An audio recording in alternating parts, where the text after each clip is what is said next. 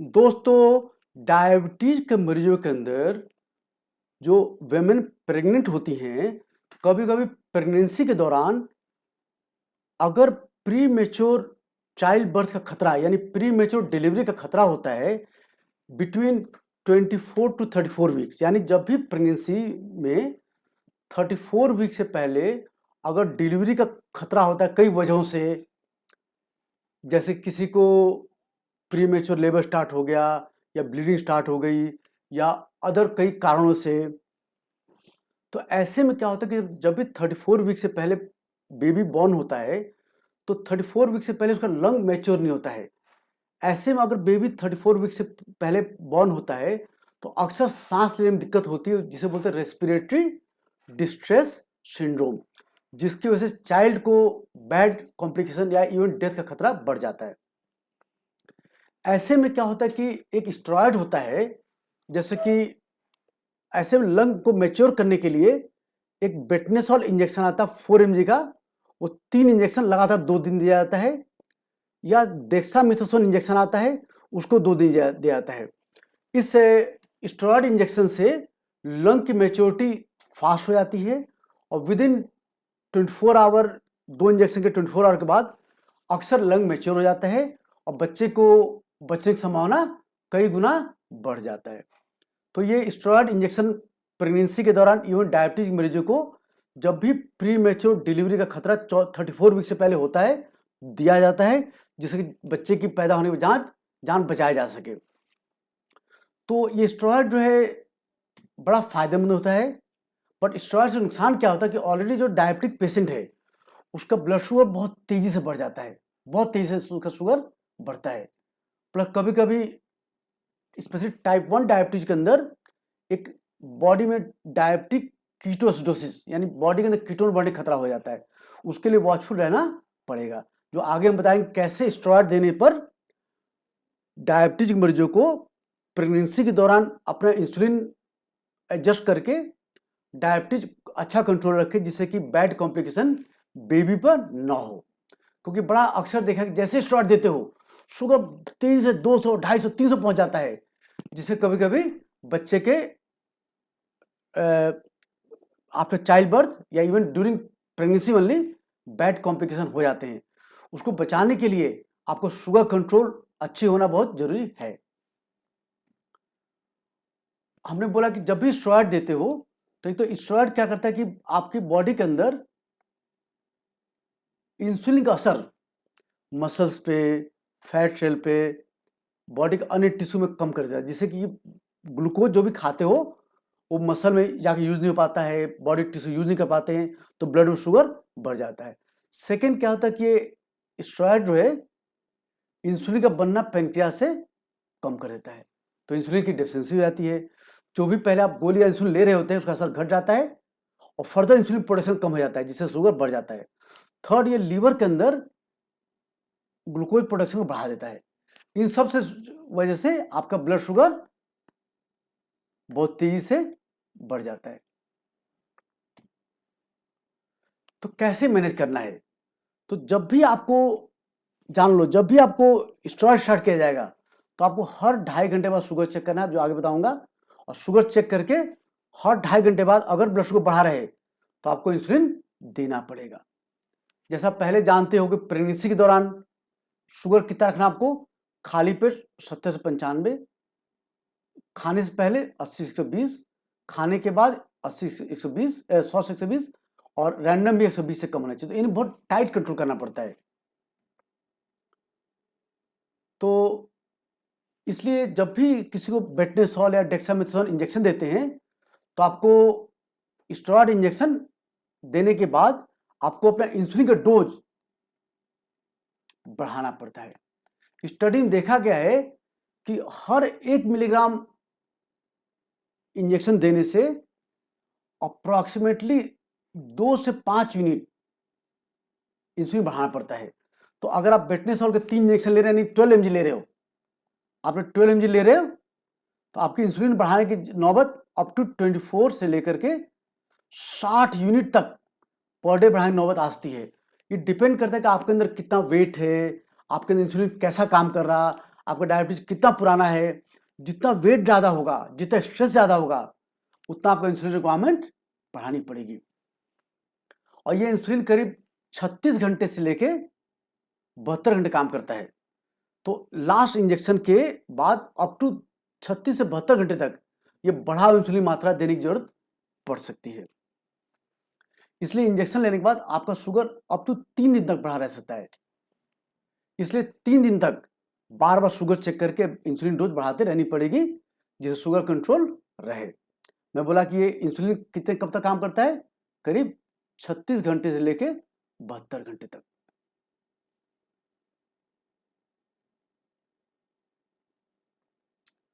तो जब भी हम आपको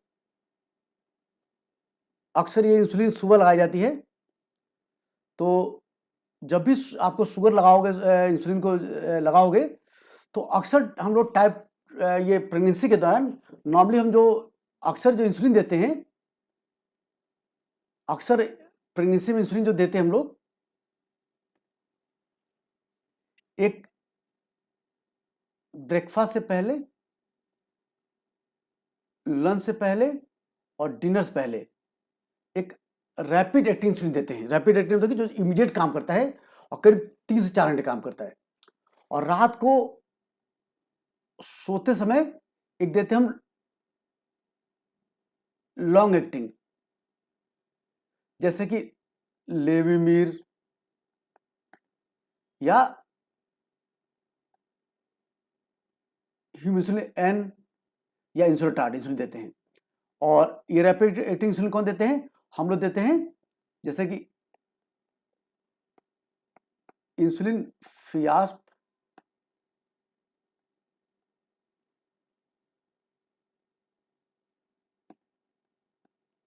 या नोर रैपिड या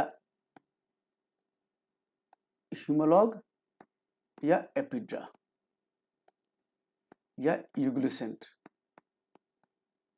ये 4 नॉर्मली रैपिड एक्टिंग इंसुलिन होती हैं।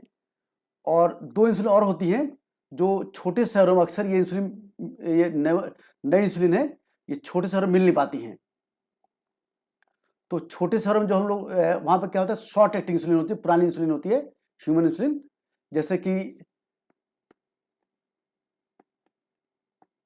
ह्यूमिसुलिन आर या एट्रापिड। ये छोटे शहरों में मिलती है, बड़े शहरों में सब नई इंसुलिन मिल जाती है, वहाँ अक्सर नहीं मिलती है। तो ये इंसुलिन थोड़ा ये पुरानी पहले की इंसुलिन है। ये क्या होता है कि इंजेक्ट करने के बाद इसका असर आधा से 1 घंटे बाद शुरू होता है और पूरे 6 घंटे काम करती हैं।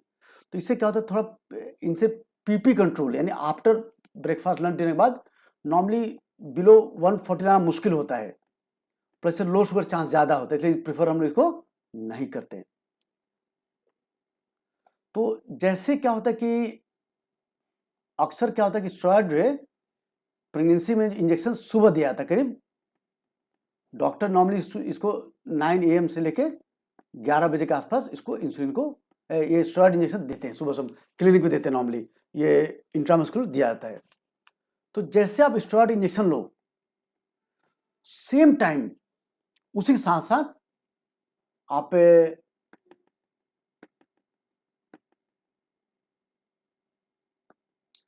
आप सेम जो रात को जो इंसुलिन लेवल चल रही थी आपकी, इसकी करीब थोड़ा सा डोज आप मॉर्निंग में साथ साथ दे दो, इंजेक्शन साथ साथ इसको दे दिया आपने, जिससे कि ये थोड़ा मॉर्निंग में इंसुलिन की मात्रा ये बढ़ जाएगी।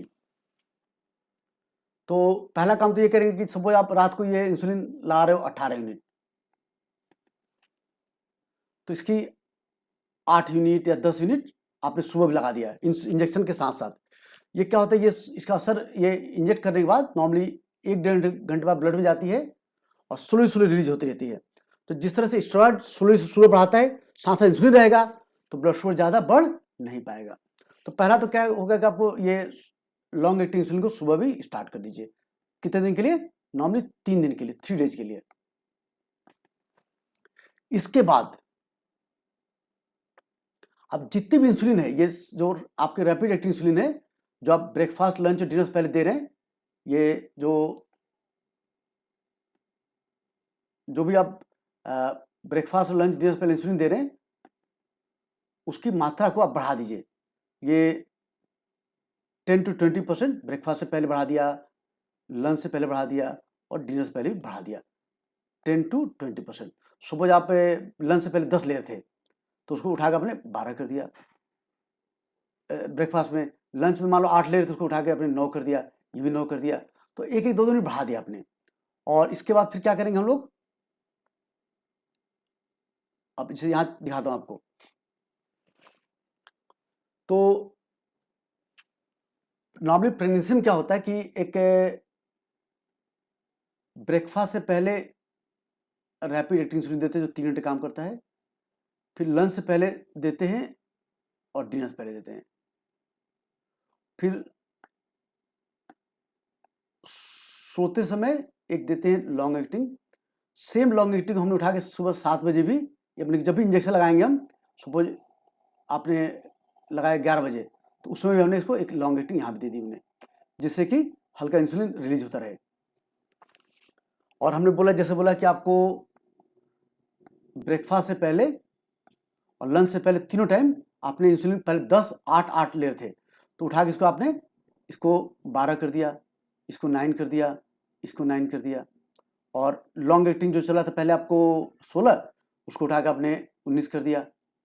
और आपने इंसुलिन की सांस यहाँ पर जब लगाया आपने लॉन्ग एक्टिंग इंसुलिन की 8 यूनिट दे दिया। अब क्या करना, देखो इसके बाद ये लेने के बाद आपको, आपने सुबह मान लो इंसुलिन ब्रेकफास्ट पहले ले लिया थोड़ा बढ़ा के और एक लॉन्ग एक्टिंग इंसुलिन लगा दिया, उसके बाद हर 2.5 घंटे बाद, ब्रेकफास्ट के 2.5 घंटे बाद शुगर चेक करोगे, 2.5 घंटे बाद शुगर चेक करोगे, लंच के 2.5 घंटे बाद शुगर चेक करोगे, डिनर के 2.5 घंटे बाद शुगर चेक करोगे, एक सुबह 4:30 रात को सुबह 4:30 फिर शुगर चेक करोगे। ये 4 बार एक्स्ट्रा शुगर और करोगे तो जब भी आपको स्टेरॉइड दिया जाएगा तो आपको डेली 7 बार शुगर चेक करना पड़ेगा। जान लो कम से कम 7 टाइम डेली शुगर चेक करना पड़ेगा। कब? एक फास्टिंग हो गया, एक ब्रेकफास्ट के 2.5 घंटे बाद, लंच से पहले, लंच के 2.5 घंटे बाद, डिनर से पहले, डिनर 2.5 घंटे बाद, और एक बेड टाइम पे, और एक सुबह 4:30 बजे। और आपका जो पहले प्लान इंसुलिन था ब्रेकफास्ट से पहले, लंच से पहले, डिनर से पहले और बेड टाइम, तो दे रहे थे आपने, थोड़ा बढ़ा के दे दिया आपने, प्लस एक आपने स्टेरॉइड के इंजेक्शन साथ साथ आपने लॉन्ग एक्टिंग इंसुलिन यहाँ दे दिया। उसके बाद आपने हर बार आपने 2.5 घंटे बाद शुगर चेक किया आपने। अगर 2.5 घंटे बाद शुगर, हमने बोला कि आपको खाने में शुगर 120 से कम रखना है, तो आपने मान लो सपोज ब्रेकफास्ट 2.5 घंटे बाद शुगर चेक किया यहाँ पे, और सपोज यहाँ शुगर आ गया आपका 180 mg मान लो। अब क्या करोगे आप, एक नीचे देखो दे रखा है स्लाइडिंग स्केल, आप देखिए यहाँ पे हमने एक दे रखा स्लाइडिंग स्केल, ये स्लाइडिंग स्केल बना रखा।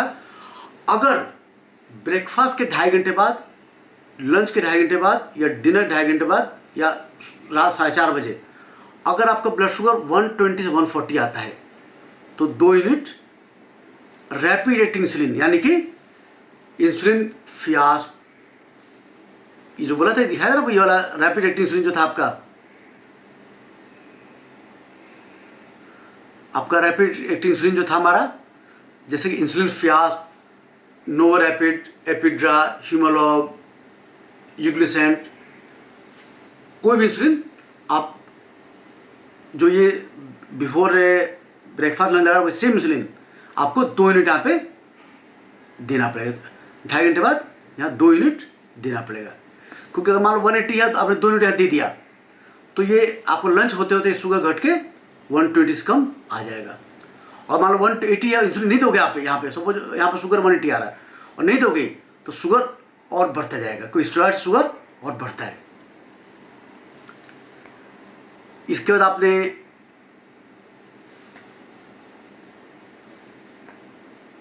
आपने लंच से पहले शुगर चेक किया, इंसुलिन लगा लिया आपने, फिर लंच के 2.5 घंटे शुगर चेक किया, सपोज यहाँ पे 150 mg आ गया तो आपने नीचे स्केल देखा 140 से 160 होने पर आपको 3 यूनिट यहाँ पे फास्ट रैपिड इंसुलिन लगानी है। तो यहाँ पर आप 3 यूनिट और इंसुलिन लगा दो, 3 यूनिट। फिर डिनर से पहले आपने शुगर चेक किया, इंसुलिन लगा दिया, और फिर बेड टाइम सोते समय फिर शुगर चेक करोगे, और सपोज सोते समय शुगर आपकी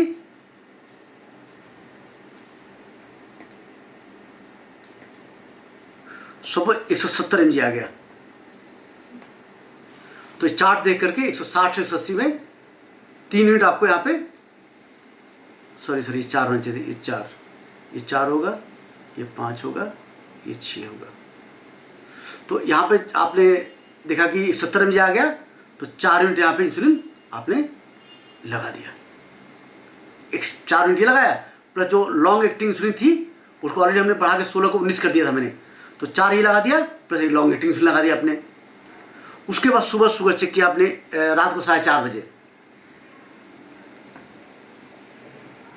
और सपोज यहाँ पर शुगर 110 आया, 120 आया, तो कोई एक्स्ट्रा इंसुलिन जरूरत आपको देने की जरूरत नहीं है। और अगर ये शुगर आपको सुबह 4:30 बजे 150 आ रहा, तो आपको 3 यूनिट इंसुलिन यहाँ पे आपको देना पड़ेगा। 3 यूनिट रात को 4:30 फिर 3 यूनिट देना पड़ेगा। अगर नहीं दोगे तो मान लो 150 यहाँ है और इंसुलिन नहीं दोगे आप, तो सुबह होते होते ये ब्लड शुगर बढ़ के 160 या 170 आ जाएगा, तो ठीक नहीं है। और 3 यूनिट यहाँ दे दोगे तो ये घट करके आपको वापस 100 mg आ जाएगा।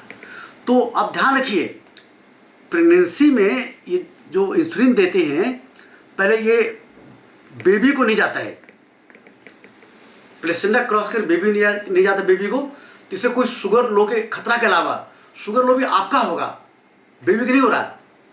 तो जब भी कहीं अगर शुगर, एक ही खतरा शुगर लो खतरा है, तो अगर शुगर जब भी 70 से कम आएगा तो घबराहट होगा, धड़कन हो, पसीना आगा लगे, कुछ हो रहा, आंख में अंधेरा आ जाएगा। जब भी ऐसा हो, ऐसे में 3 चम्मच ग्लूकोज या कुछ मीठा खा लीजिए। अगर इंसुलिन नहीं बढ़ाएंगे तो देखा अक्सर प्रेगनेंसी मरीज मुझे फ़ोन करते हैं, उनका शुगर 150, 200, 250 ये होता रहता है। तो हाई शुगर अगर रहेगा तो मदर से बच्चे को जाएगा, जिसकी वजह से उसके अंदर कई मेटाबॉलिक कॉम्प्लिकेशन खतरा बढ़ जाता है। इससे शुगर कंट्रोल बहुत जरूरी है। इंसुलिन बढ़ाने में न डरे, न हिचकें, और एक अपना प्रॉपर हर 2.5 घंटे बाद शुगर चेक करें। ब्रेकफास्ट से पहले इंसुलिन लगा लें, फिर 2.5 घंटे शुगर चेक करें, और मोर देन 120 आ फिर उसको हल्का इंसुलिन इस चार्ट हिसाब से 2 यूनिट लगा दिया, 120 140 पे, 140 से 180 3 लगा दिया, 160 180 4 लगा दिया, 180 200 300 में 180 200 5 लगा दिया, 200 250 में 220 में 6 लगा दिया। इस तरह चार्ट देख करके इंसुलिन लगाते जाएं, और देखिए शुगर आप कंट्रोल रहेगा, आपको बच्चा भी स्वस्थ रहेगा, आप भी स्वस्थ रहेंगे। तो हमने बताया कि शुगर कंट्रोल के लिए आप इंसुलिन बढ़ाइए, हर 2.5 घंटे शुगर चेक करिए, जिससे शुगर कंट्रोल हो जाएगा। तो इस चार्ट को अच्छी तरह याद रखिए, और जैसे आपने सुबह आपने शुगर चेक किया, और चेक करके आपने फास्टिंग वाला आपने देखे इंसुलिन लगा दिया, सुबह वाला इंसुलिन लगा दिया। अब ये एडजस्ट कैसे करना है, तो आपने मान लो सपोज कल आपने इंसुलिन लगाया था 12 यूनिट,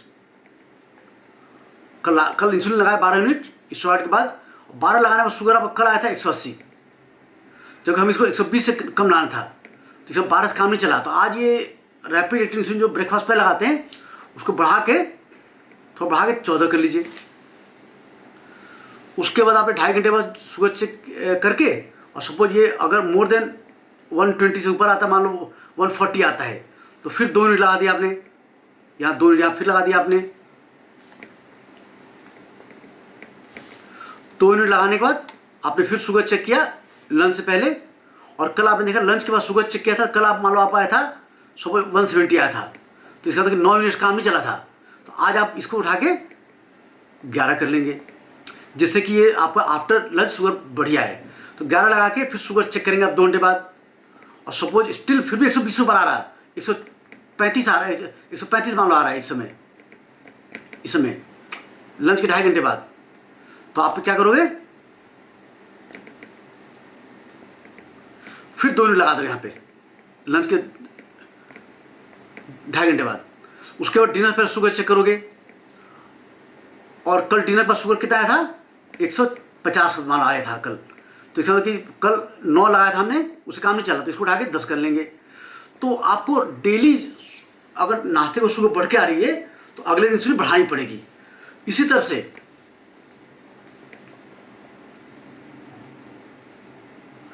सुबह आपने रात को 19 लगाई आपने लॉन्ग एक्टिंग, और सुबह आपका शुगर आया 150 4:30 बजे, इसका तो 19 काम नहीं चला है, तो आज इसको कर लेंगे 21 यूनिट।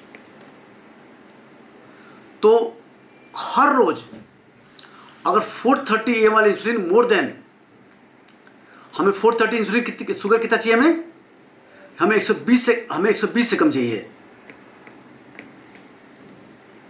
अगर 120 से ऊपर आता है 430 पे, तो आपको बेड टाइम वाली इंसुलिन बढ़ानी पड़ेगी, क्योंकि ये जो बिफोर डिनर इंसुलिन है या बेड टाइम वाली इंसुलिन तो केवल 3 घंटे काम करती है।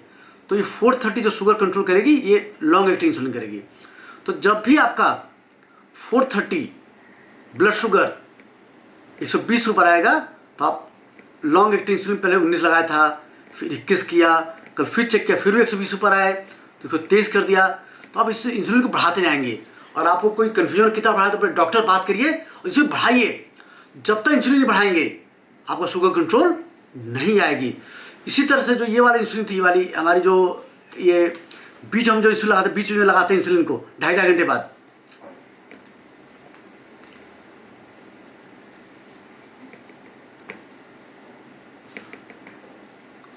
हम जो 2.5 घंटे बाद शुगर चेक करें, इसको भी हमने मान लो सपोज ब्लड शुगर मान लो उसका 2.5 घंटे बाद 180 था, हमने लगा दिया 180 पे, उनको लगा दिया 4 यूनिट, और 4 लगाने के बाद फिर लंच से पहले शुगर चेक किया हमने, फिर भी ये 150 आ रहा। इसका मतलब 4 यूनिट उसको 120 नहीं ला पाया। तो कल हम इसको पावर शुगर बढ़ा देंगे, 2 को हम 3 कर देंगे, 3 को 4 कर देंगे, 4 को 5 कर देंगे, 5 को 6 कर देंगे, और 6 को 7 कर देंगे। तो हर रोज इंसुलिन ये भी बढ़ाते जाएंगे, जो हम बीच में एक्स्ट्रा इंसुलिन दे रहे हैं, जिससे कि शुगर कंट्रोल आए।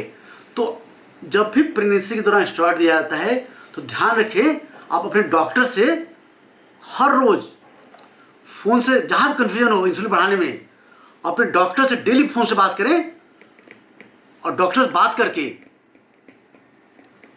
और इंसुलिन डोज बढ़ाएं, तब जा कंट्रोल होगा। नहीं इंसुलिन बढ़ाएंगे तो कंट्रोल नहीं होगा, जिससे कि आपके बच्चे को बैड कॉम्प्लिकेशन होने का खतरा बढ़ जाता है। तो आई होप इस वीडियो से नॉलेज मिले कि प्रेगनेंसी के दौरान स्टेरॉइड देने पे, प्री टर्म डिलीवरी खतरा होने पे स्टेरॉइड देने पे कैसे शुगर कंट्रोल करें, जिससे कि आप एंड आपका बेबी स्वस्थ रहे। और वीडियो अच्छा लगे इसको लाइक करें, हमारा चैनल सब्सक्राइब करें और इसको वीडियो शेयर करें। धन्यवाद।